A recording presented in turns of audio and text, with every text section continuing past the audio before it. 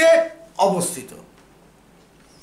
এখন তো মাদ্রাসায় মাদ্রাসায় আইএসআই এর অফিস খুলে বসে আছে,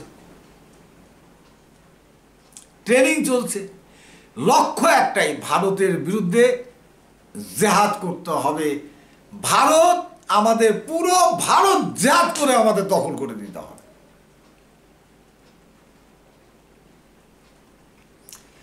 অথচ আমরা এখানে বসে সবাই নীরব আছি। আরে আমরা পৃথিবীর চতুর্থ শক্তি সামরিক বাহিনীতে, সামরিক শক্তিতে, আমাদের কে কি করবে? হ্যাঁ, যেভাবে মাদ্রাসা এবং প্রতিবেশী বাংলাদেশ, পাকিস্তান যেভাবে জেহাদি তৈরি হচ্ছে, জেহাদি গ্রুপ তৈরি হচ্ছে, এমনকি দেশের ভিতরে, আমাদের ভারতবর্ষের ভিতরেও যেভাবে জেহাদিরা তৈরি হচ্ছে, আর জেহাদিদের সহায়তা করার জন্য ওই জ্যোতি মালহোত্রা এবং আব্বাস উদ্দিন, কুতুব উদ্দিন এরকম নামের যারা আছে, তারাও সংখ্যাটা কম নেই। পশ্চিমবঙ্গের চাই রয়েছে, আসাম ত্রিপুরায় চাই রয়েছে, উত্তর পূর্ব ভারত জুড়ে এর চাই রয়েছে। সমুদ্র থেকে এক বালতি জল তুলে নিয়ে বালির চরে ঢাললে যে ক্রিয়া ঘটে, এটাও তাই। আরো অনেক চাই আছে। যারা পুলিশ, গোয়েন্দা সংস্থার নজরের বাইরে, তারা এখনো দিব্যি ঘুরে বেড়াচ্ছে এবং জেহাদের জন্য সক্রিয়ভাবে কাজ করছে। তাহলে এরকম জেহাদ যদি হয়, আমাদের করণীয় কি? আমাদের করণীয় সেই বীর সাভারকরের কথা, রাজনীতিতে হিন্দুত্বকরণ,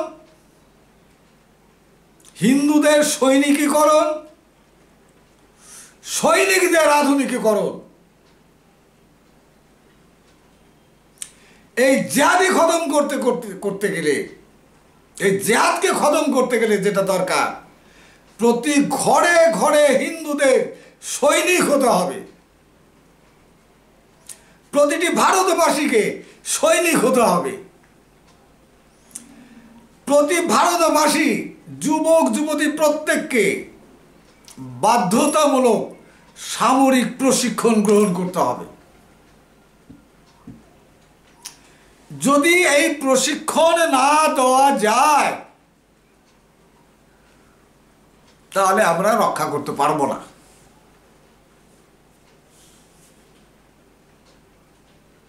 এটা আমাদের করতেই হবে। 140 কোটি মানুষ থাকলে 100 কোটি মানুষকেই, 100 কোটি ভারতবাসীকেই প্রশিক্ষণ নিতে হবে।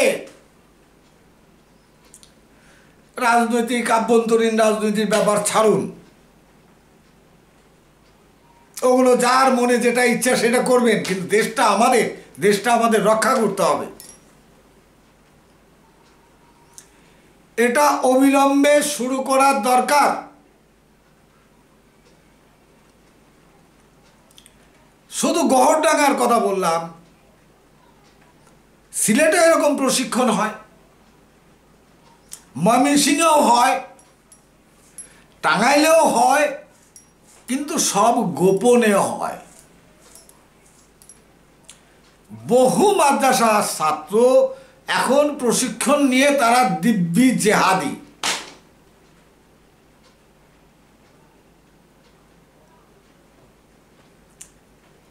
অতএব ভারতবাসীর এখন প্রয়োজন জেহাদে রুখার জন্য, জেহাদিদের দমন করার জন্য, ভারতবর্ষকে রক্ষা করার জন্য, ভারতবাসীকে রক্ষা করার জন্য ঘরে ঘরে প্রত্যেক মানুষের সামরিক প্রশিক্ষণ নেওয়ার প্রয়োজন। এবং এটা সরকারের যত দ্রুত সম্ভব এই প্রকল্প চালু করা। দুয়ারে রেশনের মতো দুয়ারে প্রশিক্ষণের ব্যবস্থা করা, গ্রামে গ্রামে, পাড়ায় পাড়ায় এই প্রশিক্ষণের ব্যবস্থা করা। আশা করি আপনারা বিষয়টা ভেবে দেখবেন এবং আপনারা আপনাদের মতামত আমাদের কমেন্ট বক্সে লিখে জানাবেন।